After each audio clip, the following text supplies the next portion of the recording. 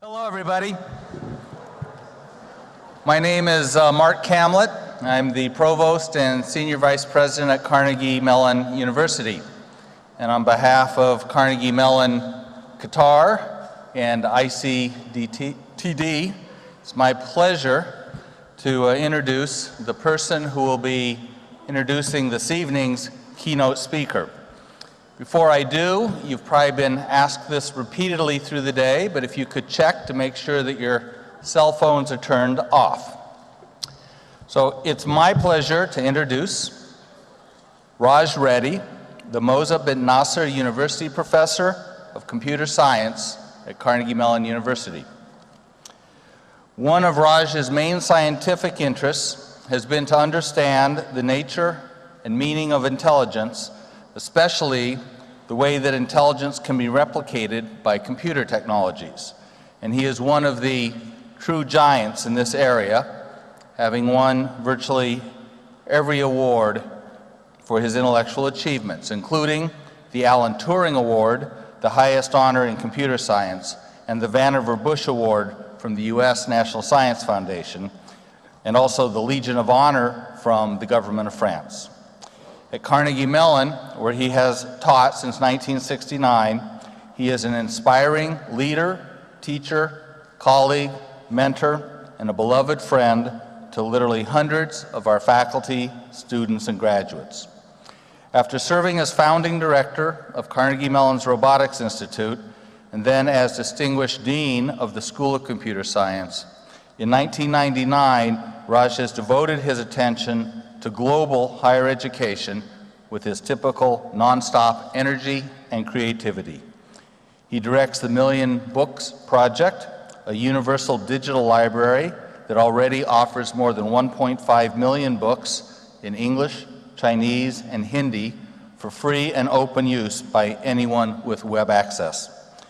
He was a key advisor on the development of Education City, and in our case, was instrumental in bringing our university here.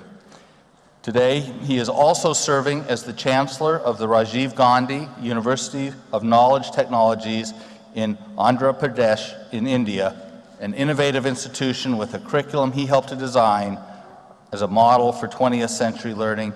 It's my pleasure to introduce my friend, Professor Raj Reddy. Thank you.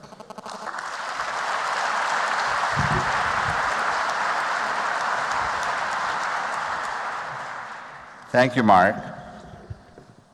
I have the distinct privilege of introducing Bill Gates. Does anybody here want to be introduced about Bill Gates? I don't think so. I was going to say it's like bringing coals to Newcastle, but my friend here, Chuck Thorpe, said, no, we should use a different metaphor, bringing natural gas to Qatar. Okay. So it has been my privilege to work with and interact with Bill a few times as a member of the Technology Advisory Board of Microsoft.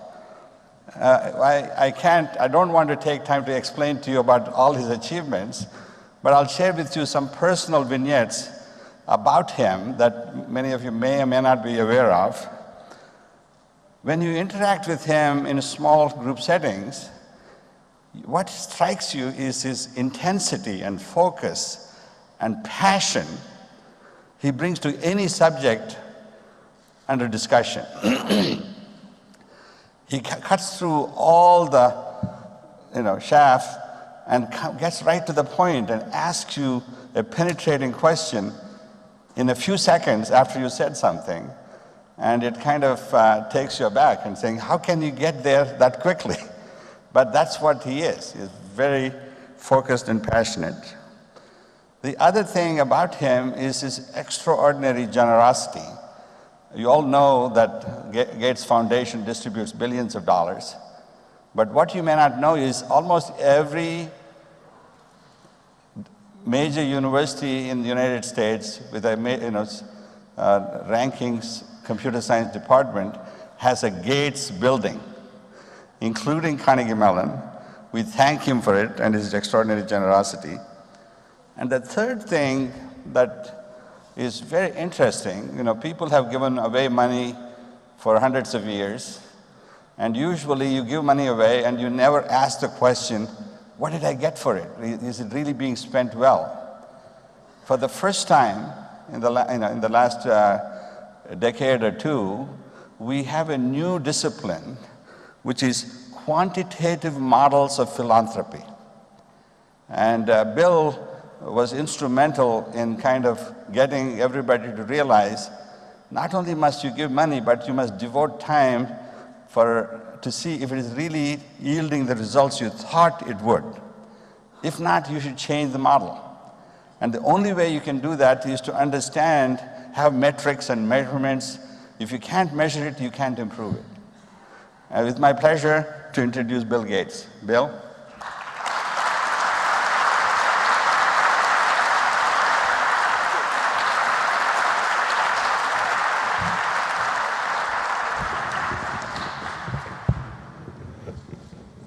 Well, good afternoon.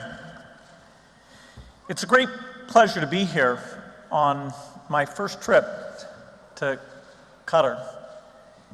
It's fantastic that on this first trip I get a chance to be here at Carnegie Mellon, the new facility that's been built here, because I think what's being brought together here combines many of the things I'm excited about. I'm excited about cutting-edge research. I'm excited about countries like this one that have decided to invest in the future. And I'm excited about a group of people that comes together to take a hard look at the truth behind how we're taking information technology and what the reality is of bringing its benefits not just to the richest, but to everyone in the world. It's impressive to see that this group has come together to look at these questions.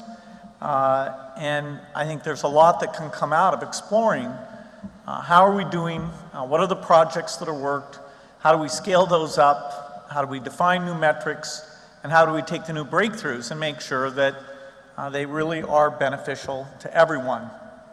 In a sense, my career matches this theme as well.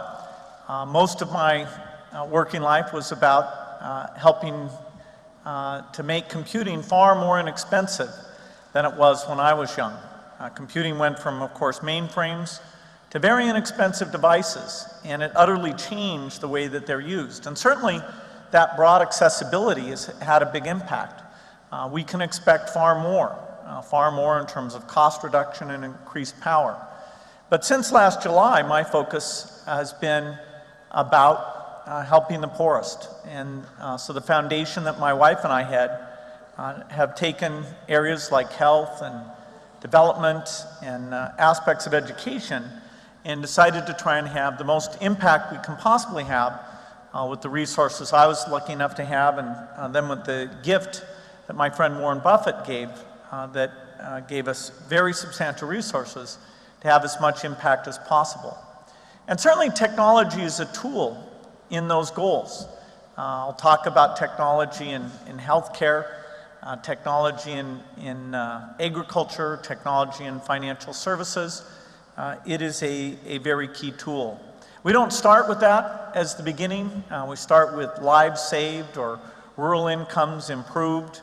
Those are the final metrics that we're saying for each dollar that's spent, how much can we change those things. Information technology has been applied to development areas for more than 20 years. And I think we can say that there have been mixed results.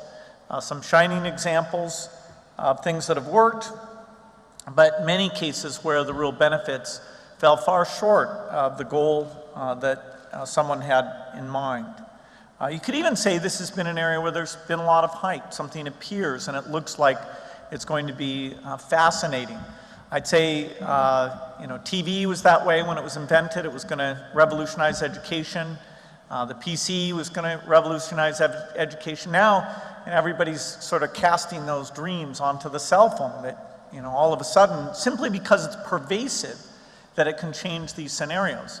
And I'm a huge believer in the cell phone, but in fact, in terms of what can really be done with the small screen, what can really be done when the issue is the way the government works or the motivation of the student, We have to be humble about the effect of even the most powerful piece of software or hardware technology. And this is why I think this conference is so important. As soon as I heard that this gathering was taking place, I said that I was very much looking forward to coming to it this year. Being able to ask the hard questions, study these things, measure these things, understand why some take off and why don't, having metrics or rigorous understandings. This is very important, and so I applaud the work, and I hope that in years ahead, as this is done on a regular basis, that we draw in more IQ and we draw in more people, because I think it is so important. Let me talk a little bit about how I think people come to these problems, and a little bit about where I think we should go, and why overall I end up being very optimistic about what can be done.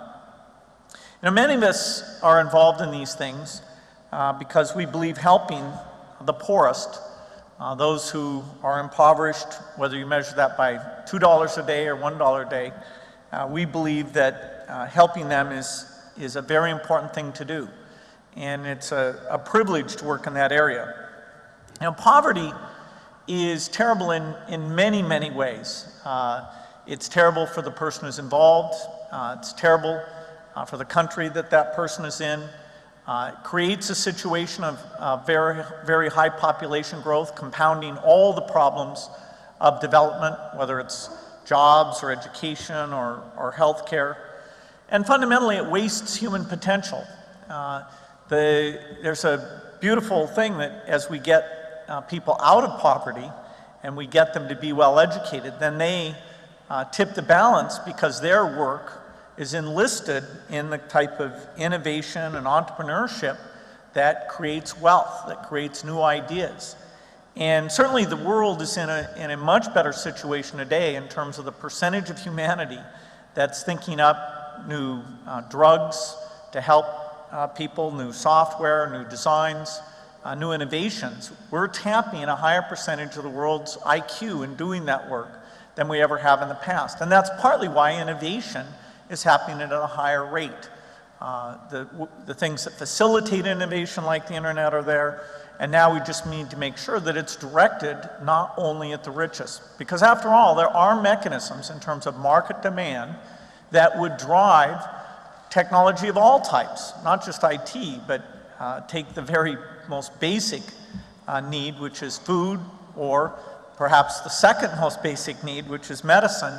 The incentives there are very much driven by who has money. Money speaks in the marketplace, and so we can look at innovations in agriculture and innovations in medicine that are not being prioritized, and others that are far less important that are being prioritized because of that market imbalance. And to offset that, it takes quite a variety of things. It takes individuals who believe in helping in development. It takes philanthropists. It takes governments who play a very huge role, all coming together and even engaging the private sector in what I refer to as creative capitalism to draw them in to these activities, to have some of their experience of innovation, whether it's drug trials or writing complex software or designing electrical networks, bring them in so that they can contribute as well. Many of us are here because what we're working on is a great intellectual challenge. Figuring out how the software can work for someone in a remote village or for a farmer or for rural slums. It is a very interesting challenge. I'd say, equally or even more interesting than the same problem in the rich world. Many of us are here because we have institutions that have enlightened self-interest where they care about these problems. Certainly for Microsoft, our mission of helping everyone achieve their potential is a very broad thing. And the more that can be achieved, the more it's good from the point of view of showing the power of software and for driving the size of the technology opportunity. And so that fits into this idea of creative capitalism that I mentioned, and that's been something that I've been talking about and going around to food companies, banking companies, cell phone companies, pharmaceutical companies, and talking to them about how they can tilt some of their activities, particularly their innovation, more towards the needs of the poorest than pure market signals would otherwise cause them to do. So we're all here for a variety of reasons, perhaps all of those reasons in many cases. But I think we certainly all share an optimism that we can take information and communication technology and do a better job of helping the neediest, helping the poorest. Now, if we just step back for a second and look at the last 50 years and say, what kind of track we're on, I think we can develop a picture that is a very positive one. Not so much focused on computer technology, but getting back to those basic needs of food and health. One of the statistics that has always caught my eye is the measurement of how many children die under the age of 5. That's something that historically was over 30%. In fact, as late as 1880, in the richest country in the world, over a third of all children under 5 died, whether it was the United States or Afghanistan. Actually, the variance between different countries was rather modest. And then starting in 1900, there was substantial progress made. If we just take going back about 50 years, 1960, that was a year in which 20 million children under 5 died. And that was about a little over 20%. So the world had come down quite a bit. If we take the most recent measurement, that's actually from 3 years ago, it's now below 10 million in that year, 10 million children under 5. And yet that's in face of the fact that the total number of births during that time, so the total number of children under 5 almost doubled. And so we were able to reduce it by a factor of 2, while at the same time, twice as many children were living. So that's pretty phenomenal progress. And you can say, how did that happen? I mean, after all, it was a gradual thing year by year. There was no year that you saw some sudden drop. And all of it can be accounted for simply by 2 things. One is increased income levels.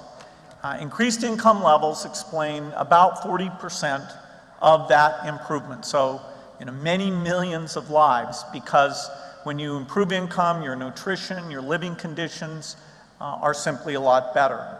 The balance, which is actually the majority, is explainable through medical innovation. That is that, particularly in the area of vaccines, but also somewhat in drugs. Overwhelmingly, though, it's vaccines. The world put its energy into not only inventing the vaccines, but getting them into widespread use. And that is an incredible thing. In 1970, the vaccination coverage rate in the world was under 40%. That is, less than 40% of children under 5 received the routine vaccinations that people in the rich world simply take for granted. And at that time, there were 7 of those. Today, on a worldwide basis, that number is over 80%. And additional vaccines have been added in. For example, measles vaccine came back in 1970, about 4 million children would have died from measles. Today, that number is about 400,000, and that only exists because of that 20% where we don't get coverage. The vaccine is essentially perfect. If you get the vaccine, you eliminate, lifelong, you eliminate that disease. In fact, measles is a great disease. It's kind of terrible to say that, but it's a great diagnostic, because if you're not running a great vaccination system, you will have measles. And so it allows you to take in very quickly and look at a country and say, are they being honest about these statistics?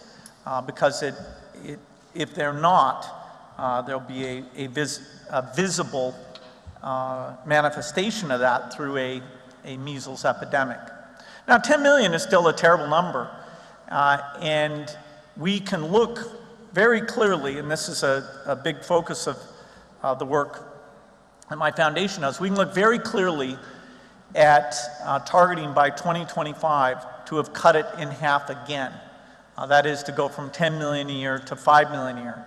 And so what that's saying is that what took over 50 years, that reduction by a factor of 2, now in less than 15 years we'll be able to do that again. And that's not assuming any great miracles. That's simply taking technologies that we have or that will be pretty clearly invented in the next 4 or 5 years and making sure those get out in significant numbers.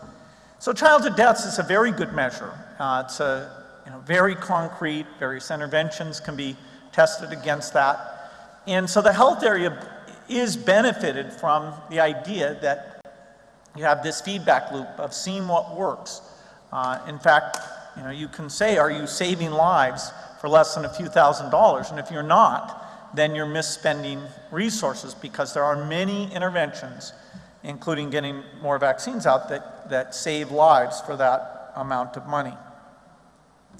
So the benefit that we get as we make that reduction goes well beyond simply those lives saved. A very important factor that I mentioned is that leads to lower population growth, which is a non-obvious thing. I was several years into being involved in population issues before I understood that connection to global health. And in fact, it's one of the greatest things that's happened in development, and still to this day not fully explained, although it's primarily explainable through the attitude of the parents in terms of a desire to have a very high probability of children growing up to live to adulthood to support them in their old age. And if you model based on that, you can predict this very direct connection between health improvement and population growth reduction.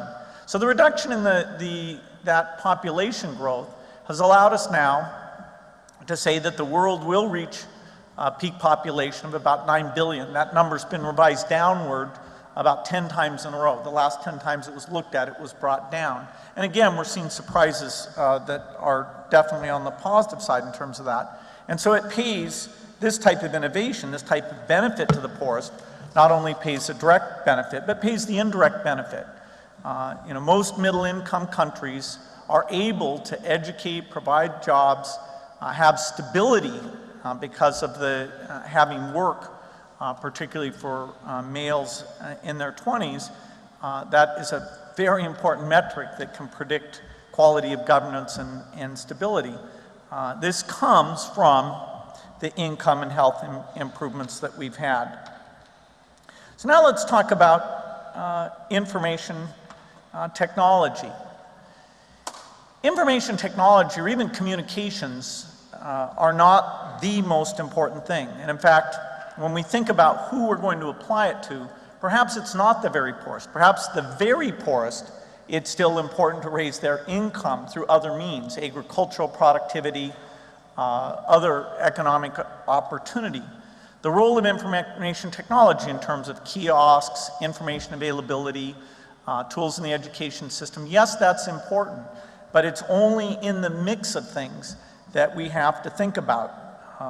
I remember a conference I was at where they kind of were saying that, boy, information technology could solve all these problems.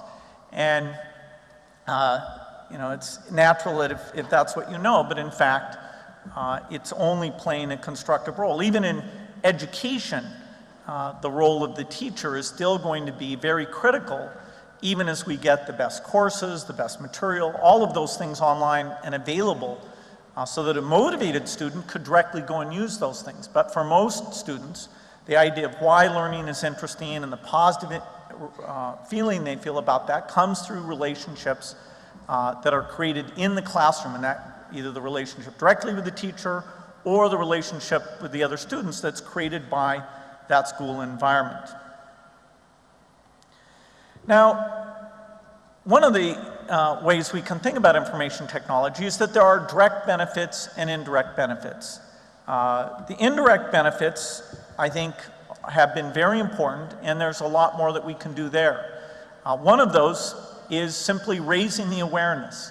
I've always believed that the more people are aware of the living conditions of the poorest, the more they'll be compelled to get involved, either advocating for their government to be more generous, or volunteering their time to have that impact, or getting their company to engage in creative capitalism, take some of its energies and unique capabilities and directing them in this direction. And certainly the awareness is higher today than it's been. If we take the polio eradication effort, the effort to get AIDS drugs out to people, the broad-based interest in those issues is stronger. Not as strong as it should be. You know, if we took the world and we reassorted it, so you took neighborhoods and you moved them around randomly so that rich neighborhoods statistically would end up surrounded by poor neighborhoods, then we would engage more human caring, because every day you would be driving by somebody who didn't have enough food or was subject to a terrible disease. So we haven't achieved that optimum, and yet through videos on the web, through statistics that can tell a story, we have come a long ways. In terms of charitable giving, this idea that if you give, you can go and then see the well that got dug, or the village where the vaccines were delivered. We can do a lot more that brings that connection that would exist if the poorest and richest were intermingled. We can simulate that. And there's a lot of creativity in how that's done. You know, one of my favorite talks is one that Hans Rosling gave at a TED conference, where he talked about the advances that had taken place and what was still yet to be done. And he explained it in a very straightforward way.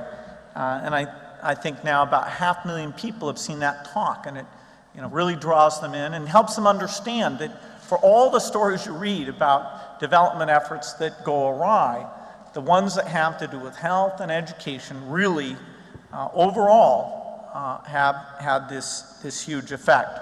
Now, the indirect benefit comes also through the type of collaboration the researchers here do, collaboration in terms of healthcare activities. So that's not to be understated, nor something that we should ignore in terms of the investment that we do. But the direct benefit has been even more difficult, and that's one that over time we all, I think, have a goal of improving. The largest project that our foundation's been involved with that has a direct benefit has been what was called the Global Libraries Program. And that program intentionally picked countries where the environment was conducive, either the communications networks or the government partnership or a network of existing libraries.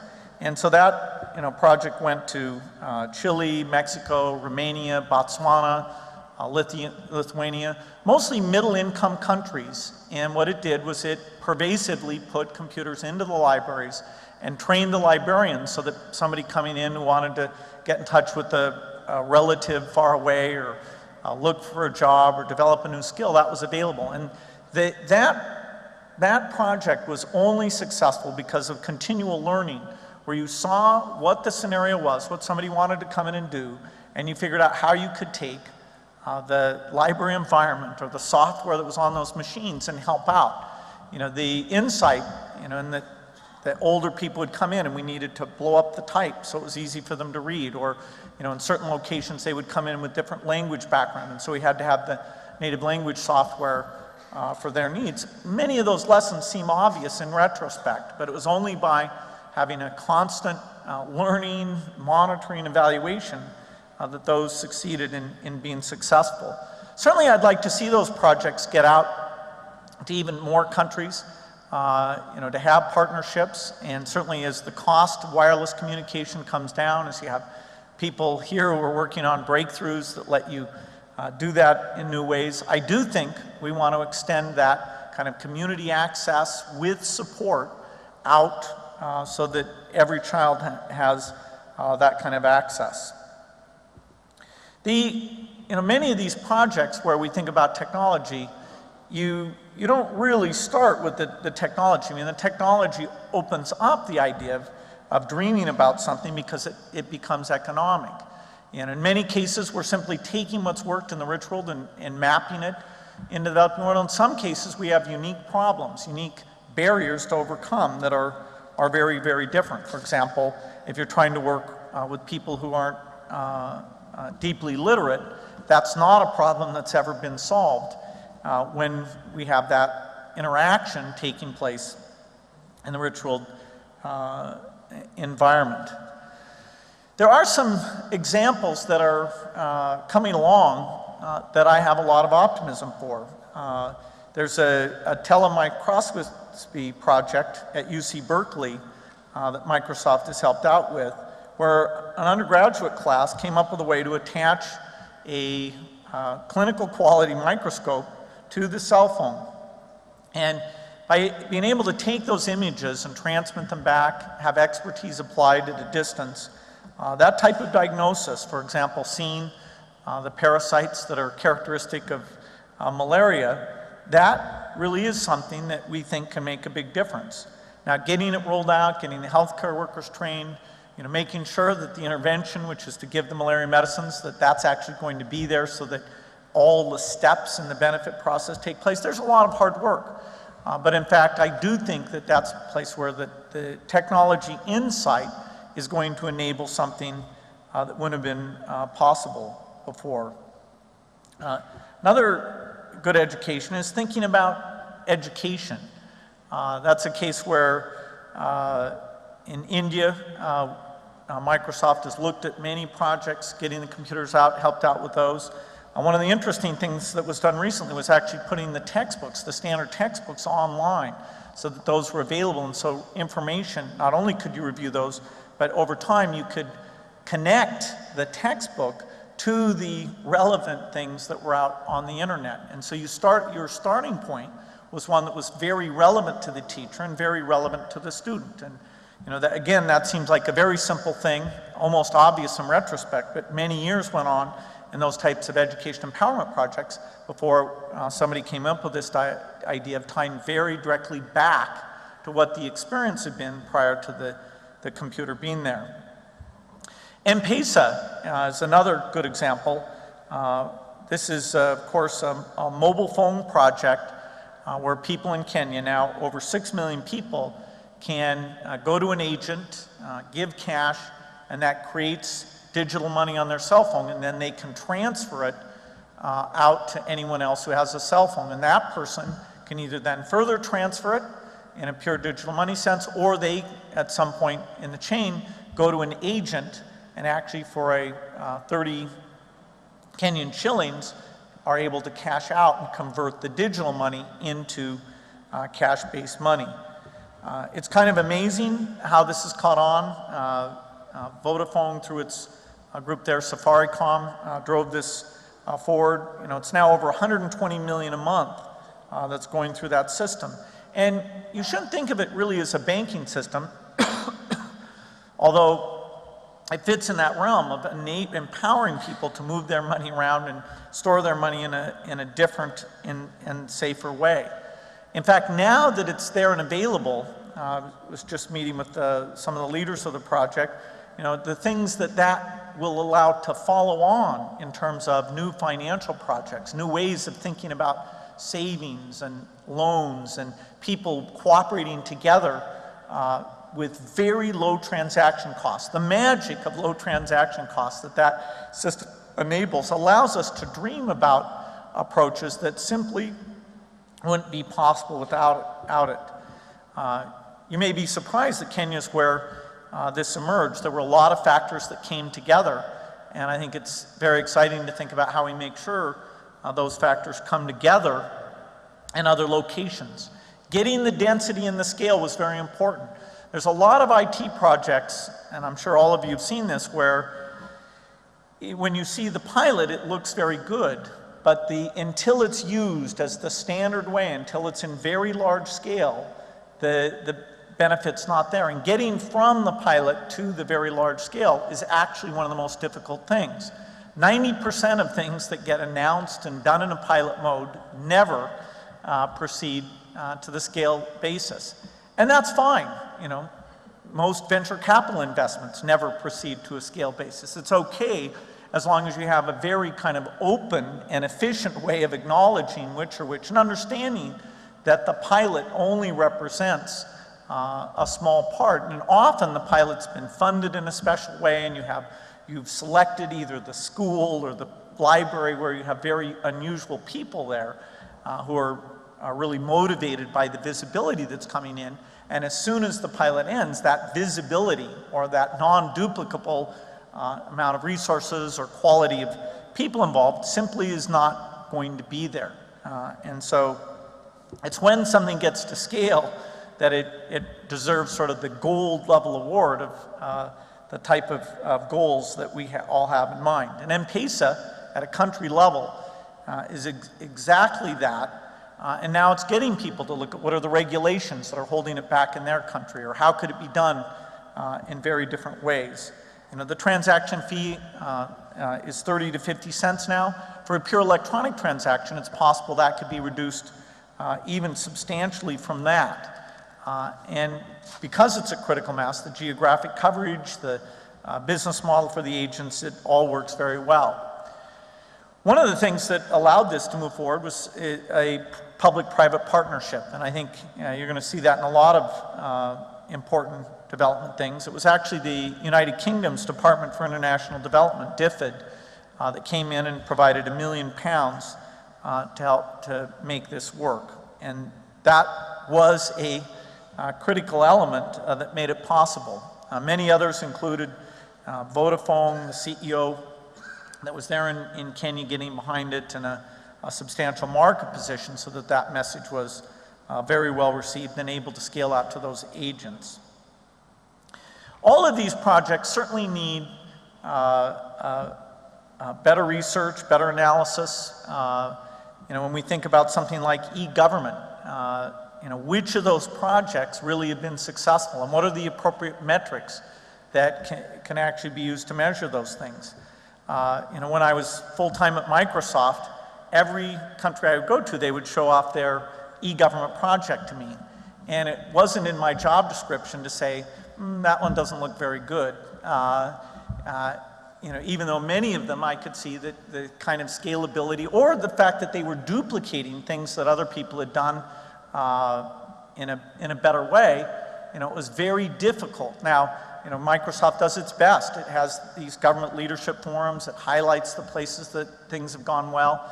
In many areas of this endeavor, it's nice if you have an exemplar where you can simply say they've done, this one place has done it very well. Unfortunately, in the case of e-government, many things defeat that. That is, governments are very different in terms of what happens at the national, state, and local level, so that you can't move things around. And there is no country where you would say across the board they've done all these things well. And then, of course, you have different income levels that would mean that, for example, public access or citizen ID or sensitivity to privacy would be very different across these different domains. And so e-government is a very tough application. It hasn't diffused the same way that information technology has, say, within an industry. If you take, you know, say travel websites, the speed of diffusion of one, say, airline or one travel agent doing something innovative on their website,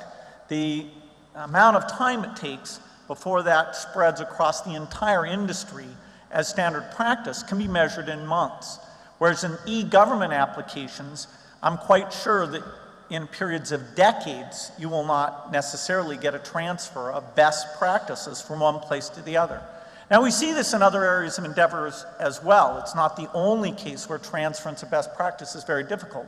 Teaching is another example where the ability to see, measure, and transfer is very difficult. Certain aspects of medical practice have that same problem, and that's where improvement is fairly slow. IT projects for the poorest are an example, and unless we're very rigorous, they will not transfer very well. You know, if one purpose of this conference is simply to really identify the ones that do work and try to get those duplicated around the world, that alone would be a really fantastic value. I think we all know that there's, you know, at least 3 or 4 out there that really are great things and that should be used either within a country or across many countries in in a stronger way. One of the projects that was shown at this conference in the past that continues to evolve, one of my favorites is this thing called Digital Green. It's one that was, I think, an exemplar of using pretty rigorous analysis to measure the way of giving farmers advice that was traditional versus a way that brought in a different approach that actually used DVD movies produced with examples from local farmers in local language, and had that as a key way of drawing people in. The rigorous measurement showed that there was a significant benefit. And of course, as we're talking about using agricultural techniques, we're talking about issues that are very core to the needs of the rural poor. If you can be 20 or 30% more productive, your ability to raise cash to send your kids to school or to simply survive through a period where there's bad weather is black and white different. So it's very, very fundamental. Digital Green is still at a fairly small scale, but I'm really pleased that there are steps being taken now to try to get it within India out to a more higher scale approach. You know, the videos, they keep learning about what works well, the way they partner in the different states, they learn about this. You know, it's that cost benefit that was done in the 20 villages that really showed that this thing should be pushed forward. Today it's in the process of becoming a specialized NGO organization, and the team is working with Pradhan, a large NGO in northern India that's got a presence in hundreds of villages to adapt the system and roll it out in those geographies. And so as there's more and more benefits that come out of this, I think whether it's our foundation or governments, I think we can help out and get that thing up at a very large scale. And the general idea that's embodied in this, that instead of trying to get the internet and the full PC out there, that simply having that in the back, say where the videos are collected and gathered together, that's very nice. But what really had to be out in the rural area is simply a TV screen and a DVD player.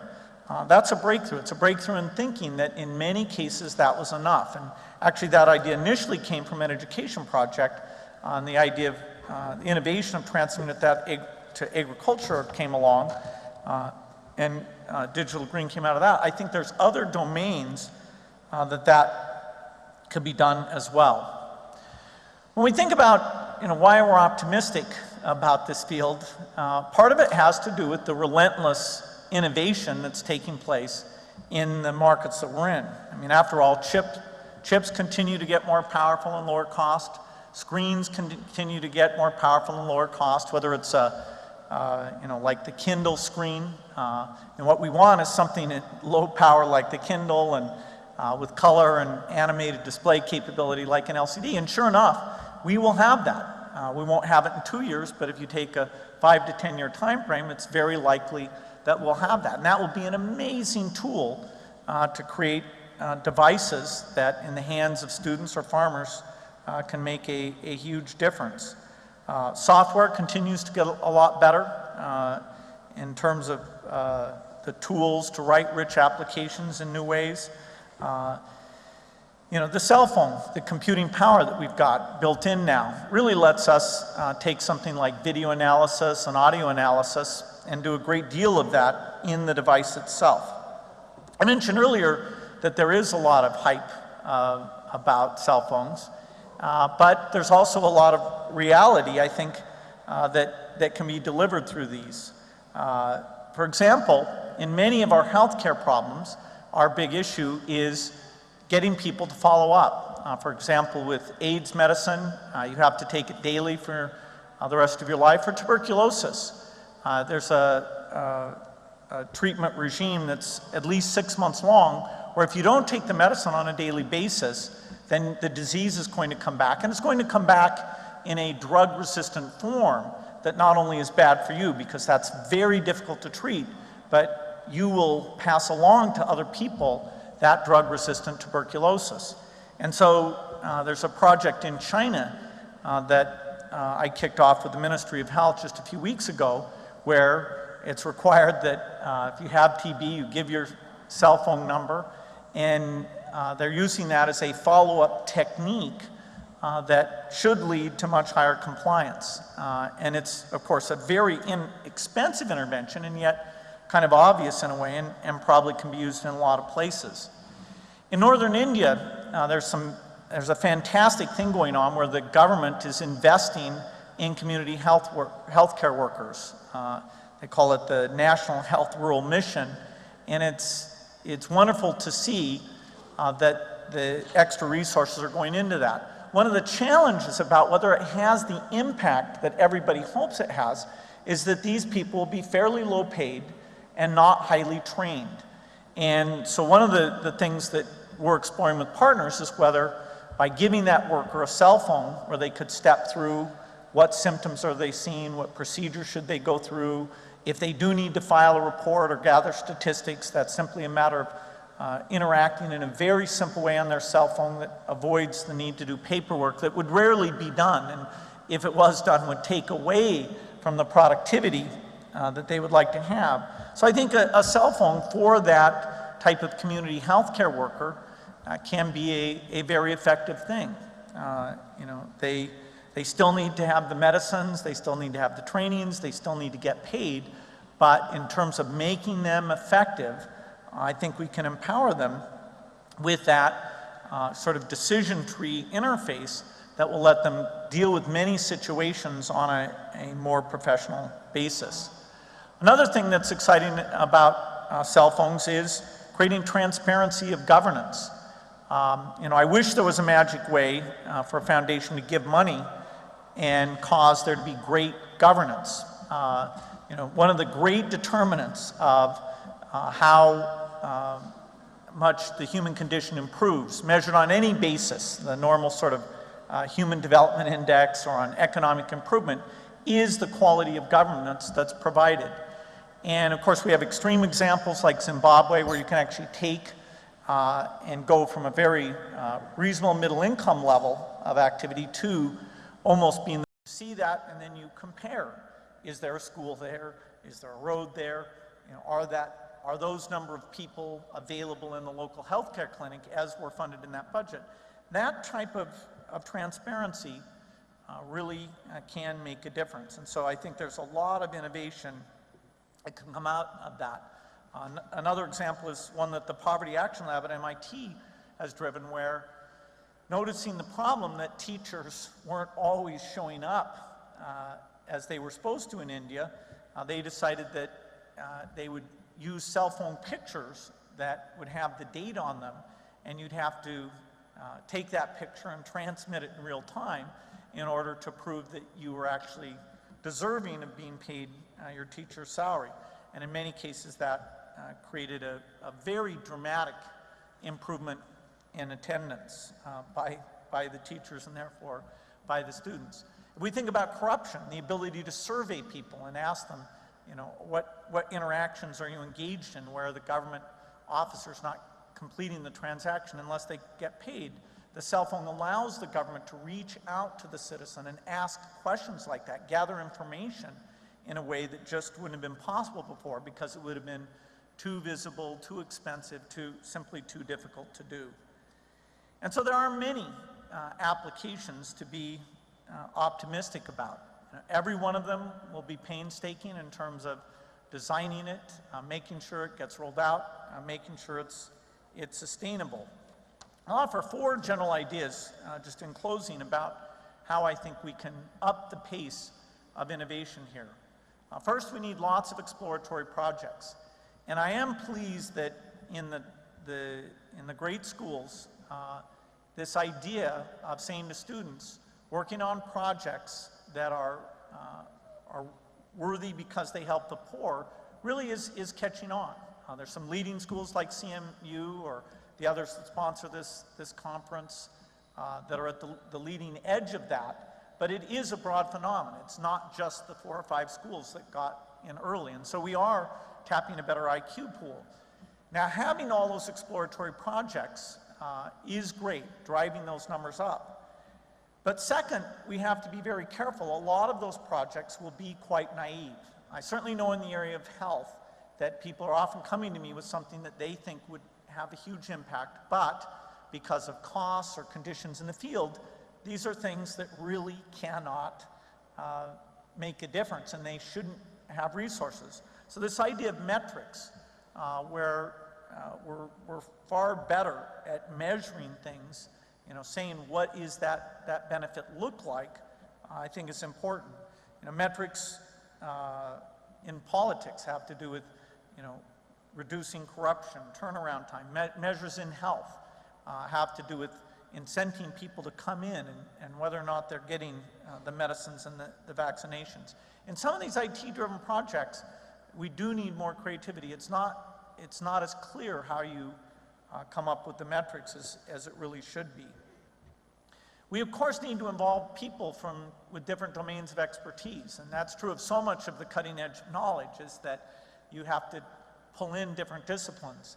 When I was meeting with some of the people who work on these areas, it was interesting to learn about their background, because sometimes it would be somebody who came up more in the social sciences and developed an interest in this, and then later came to the IT field. Likewise, many people start in IT, but you really do have to get out in the field, see these conditions, and get involved. I do think having labs that are located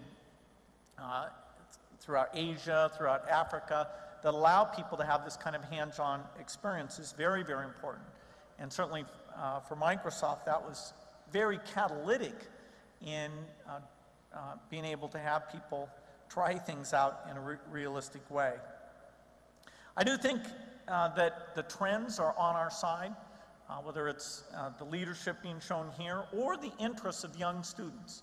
I really think it's there. When I go out to talk about these things, I certainly find the same enthusiasm that I would find for a new piece of software technology. There's new studies being done that will help with this. The Global Impact Study is one that our foundation and Canada's International Development Research Center are helping to fund, and really looking through and pulling out these best examples and thinking about things in terms of different metrics.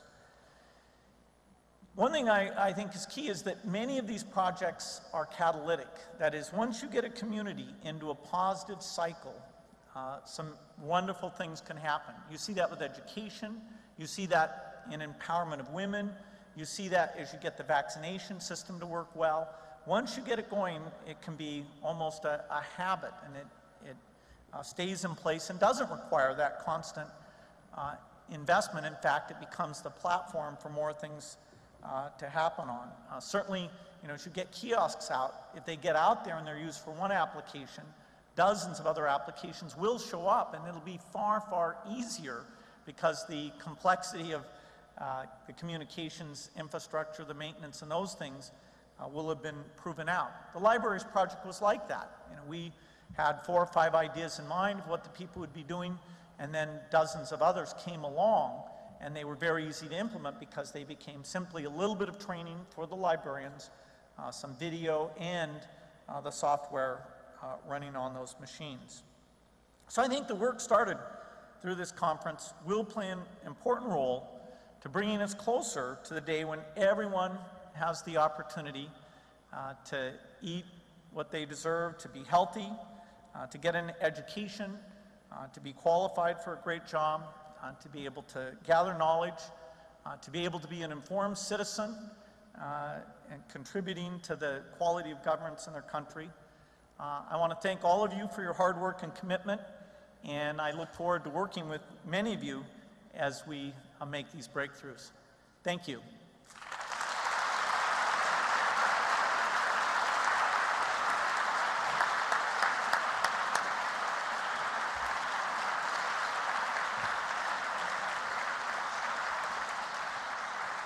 Thank you for those remarks. And a special welcome, Your Highness. I keep thinking that Andrew Carnegie would be proud.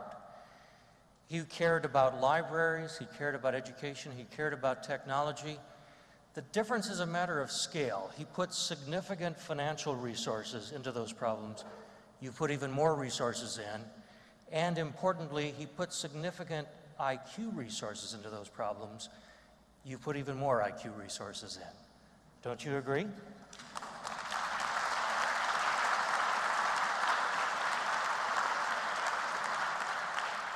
Are you willing to take a couple questions? Absolutely. Let's make them short. Let's make them about this. No questions about Windows, please.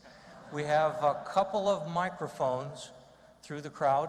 Let's start out here in front.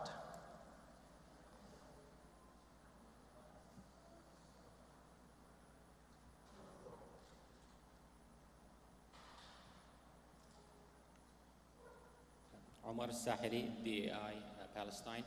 Moving into economics and economic development, I don't know if you can avoid politics. The issue has been discussed in this conference, and I would like to know your take on the relationship between ICT, technology, internet, and democracy and freedom. The other thing, do you think what is more needed, more innovation or more application of existing systems and services and solutions into these for the poor? More innovation or more application? Well, the internet is clearly a strong force for good governance. Simply the availability of in-depth information is an unbelievably positive thing, whether it's for people outside a country or people inside a country. And there's an interesting business model challenge for the newspapers in the United States, and some people are worried about that. That being a slight negative effect if we can't have the kind of quality in-depth reporting we've had. But even with that in mind, and today no clear solution to it, the net benefit I think is just phenomenal. After all, the internet is not only letting people understand about what's going on in the world at large, comparing their country, the rights they have, what they're doing in their country to other countries. It lets them know what's going on in their own country, and it's a force for economic development. And clearly, where you get the best governance, where you get the best freedom, is also after you achieve certain levels of economic development. That isn't to say we should only accept that that's where it takes place, but it really, the benefits and the kind of guarantee as you achieve those levels is a very positive thing. In terms of innovation versus application, I guess I'll show my bias. I'll opt for innovation. For example, if you take the 10 million kids a year who die under the age of 5, today if we took all the medicines we had and used them perfectly, you could save about 2 million of those lives. If we invent a few more things, just what is almost certain to be invented in the next 5 or 6 years through projects we funded, then you get to 6 million out of 10 million. And so it's a far more dramatic thing. And this idea, the need for innovation and encouraging innovation, is something that often gets lost. People, when they think about drug pricing, they think, gosh, why aren't those drugs cheaper? Well, in fact, what we need is more. We need tiered pricing is actually the thing that lets you have the best of both worlds, which is lots of innovation and not letting the economics be the barrier for the poorest in terms of getting access to what would help them. Thank you. In the back. We'll start out further back, and then we'll go to the gentleman in the blue shirt for the next question. But Yeah. There you go.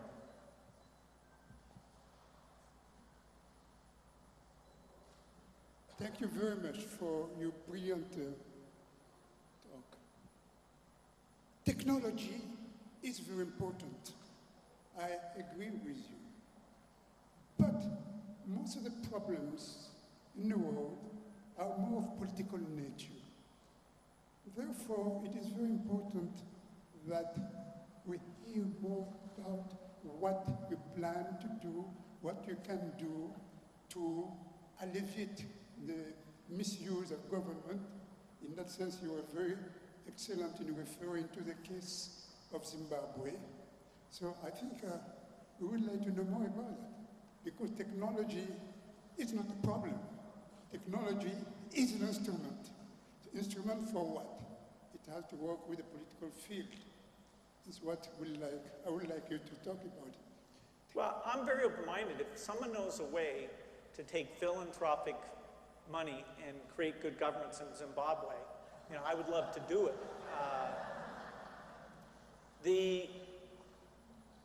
There's a level of governance that is so bad that it suppresses any benefit that vaccination or agricultural innovation or technology can bring to the country. And so you simply have to prioritize getting that governance back in place. People have to be able to have a time frame of expectation where they invest in their either their business or their education, where they can say, okay, something I do over the next 3 or 4 years will pay off over a period of decades. If you're in an environment where you can't have that kind of mindset, then everything is going to be choked off. Even if we look at attitudes towards, say, HIV, if your attitude is, well, a disease that's going to kill me in 10 years, why should I care about that? You know, I'm not going to behave in a way to prevent myself from getting that. That is where you get super high transmission rates, and people don't choose to protect themselves by changing their behavior. So my hope about governance is where you move up a few notches from Zimbabwe to places more like, say, Nigeria or Kenya, where there's some reasonable governance. There's a lot of people who are well-meaning, there's a fair amount of resources, and sometimes things work. And what you want to do is tilt the balance from things working about 20% of the time to things working about 80% of the time. We have this there's a particular challenge that I'm deeply engaged in, which is polio eradication. Polio, if we're successful, will be the second disease eliminated from the earth after smallpox, which is all the way back in 1979. And you know, as fate would have it, the countries that we get to work on as the final 4 are India, primarily in the north, Nigeria, primarily in the north, and Afghanistan and Pakistan. And we have no choice. Those are the places where the disease is, and it's going to be a challenge. I think we're going to meet that challenge. There's a lot of creativity going into that, a lot of incentives, a lot of visibility that will get us there. But those are not, you know, the governance, particularly in Afghanistan being the toughest of the 4, we're going to have to get there without assuming really great governance. So, you know, I'm not a magician when it comes to governance, but I do think technology can help mediocre governance become okay, good governance. And I think we should innovate in that goal. There are poor countries in Africa where the ruling tribe is the Wabenzi, the people who drive Mercedes. They didn't get those Mercedes by being humble civil servants always. I promised a question to the gentleman in the blue shirt. My name is Søren Giegler, PhD student, London School of Economics. So I work with indigenous peoples and the most marginalized communities. Just to have an idea, the communities I work with have 15% of children die the first year, so it's more than 100. But you know this situation. So now, and I very much appreciate your criticism actually of ICT. So now you're so passionate about helping people and about the most basic human needs. And on the other side, you have this amazing expertise on ICT. So in our research, actually before you came, we had a panel here on impact and how we develop matrices on impact assessment.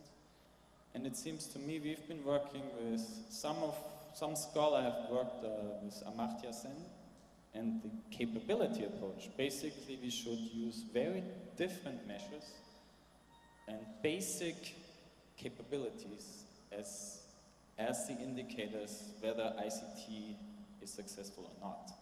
So what I'm saying is the digital divide and the measures we've used on access and use, maybe that's the reason why we got off track, because we were so focused on access, just getting infrastructure out. So wouldn't it be just how can we really develop a matrix or indicators where we say that this is actually around information. I worked on... So let's let Mr. Gates respond to that. Well, essentially what you're saying is, let's take a government. A government has to allocate its budget. And if this metric business was reasonably straightforward, then they would simply take and run the piece of software, and it would tell them, okay, here's your budget. Here's how much you should put into education, here's how much should go into roads, here's how much should go into healthcare, reconciliation, whatever that is. These are very difficult things, and in some ways, eventually it's very hard to assign numbers to these things. As I said, it's easier in healthcare than it is in other things, but in order to do our analysis, which is called dollars per disability adjusted life year, you actually have to do some numbers that feel very cold-blooded. Like you have to say, okay, if somebody's blinded by trachoma, what's that, a 0.3 or a 0.5? If somebody's crippled with polio, is that a 0.6, a 0.7? And you literally, and this is very World Bank stuff, which I like this stuff because it lets you sort things. What you end up seeing in the health categories, there's some things that jump out as unbelievably effective, that even within a factor of 3 or 4, childhood vaccinations absolutely should be funded. AIDS prevention, malaria bed nets, they should be funded. And then you move up to a series of interventions that involve having things like hospitals and that, where the dollars per life year saved get very, very high. And then a country has a real choice about, do you invest in those things, which are often, you have limited capacity and it's only the elite who get access to those things, or do you invest in primary education, secondary education, and having some top high-quality universities? And those are very political decisions. So I don't think we're ever, once you cross domains, once you cross from health to education to political empowerment, various things like that, I think within a domain, something pretty powerful can be done. But as you cross those domains, you're in the game of political judgment. And I think we should go ahead and try and do that. But there won't be some absolute universal thing that drives that out. Or else government budgeting would be a purely algorithmic process. We haven't had any questions from this side of the room. The gentleman, yes, with the beard. I wanted to see if you had any comments about social entrepreneurship. So is there a way to tap into the additional income in audio green or digital green to finance the infrastructure, the labor, the technology? So can you speak to social entrepreneurship? No, help me out a little bit more. What money coming from? From the increased yields of the farmer. So my name is Matt York. I'm with One Media Player Per Teacher. So we're trying to find ways in which the increases in efficiency in this case agriculture, that some revenue can pass to the infrastructure, to the people shooting the video or purchasing the media players. I do think there are services that are far best delivered by governments. And if you have even a semi-decent government, there's a level of agricultural extension service that should be provided by the government. It's right up there with roads into the rural areas, where if you really try and come up with a private provider model, it just gets so, your overhead, your transaction costs, your uncertainty gets very high. And there aren't many examples where that's been done without a government involvement. We are in some countries where our agriculture people have decided it's not likely that the government extension service will be decent. We basically tap into the agribusiness dealers. And it's fair to say that that's not perfect in the sense that they're always going to have a bias towards selling you more insecticide or more fertilizer or fancy seeds. But if you can create a competitive environment between the agribusiness dealers and empower them, that's the best thing you can do that is the equivalent of an extension service. So what you would want to do is train the agribusiness dealers to take those videos in and present those, and you would hope to monitor to make sure that the systemic bias that you've got by using that distribution channel doesn't overwhelm the benefits that you're providing there. Question further at the front here, gentleman in the black shirt. We have two gentlemen in the black shirt. You'll get it next. Very popular. Go ahead.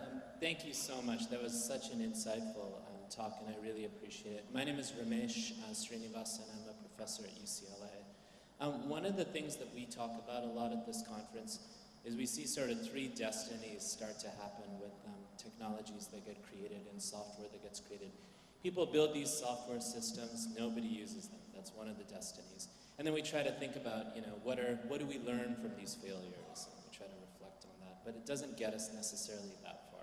Then we see a lot of projects that are very community specific. They're very contextually specific. We see some results from them, but then there's a problem of generalizability, right? We don't really understand how we can learn, extract best practices, kind of in the ways in which you were talking about. But then the third thing we see are these projects where there's a viral effect to them. They diffuse largely. They move independent of context. They move independent of environment. They kind of diffuse in a very social manner. And it's not, of course, about the technology, but it's also part of its social introduction. And you kind of pointed to some of these projects. So what I wanted to ask you, and it's just one of the classic questions we talk and think about in social science, is what do you think creates that third grouping, those third projects that we all really need to learn from and continue to progress with in our own work? Thank you very much. Well, in the third category, I think it's worth breaking it down into two subcategories. One is something where there's a business model. That is, you're tapping into kind of Adam Smith capitalism. And so there's someone who has an incentive to get the thing out there and get it to be used very, very broadly. And that is powerful stuff. There's a tendency when people are involved in working with the poor, say, sometimes people like Oxfam, they sort of think, capitalism is the bad thing, and it's never a tool that we want to use here. We don't want drug company budgets to get larger and them to invent new things. I'd be the first to admit there are many cases like extension service or roads or vaccination services where price systems don't work. And if you try to make them work, you're doing something quite unnatural. But many of these ICTD type things, people should think, where is there someone who would feel a real incentive to get that thing out there? I mean, just look at the good things that have happened in the world and say, what portion did capitalism have some role in? Then there's a second kind that don't need that. That is because the people who benefit, that the word of mouth is going to be so strong, or the government desire to do the thing is going to be so strong. Microsoft has one, it's a fairly minor thing, but we have this missing children tracking system that's now in like 30 countries. We made it available for free. It's a nice technology, but we overcame the sort of not invented here syndrome that exists around that, got very widespread adoption of it. Now there's metrics, and now there's interoperability, which is an added benefit beyond the normal package.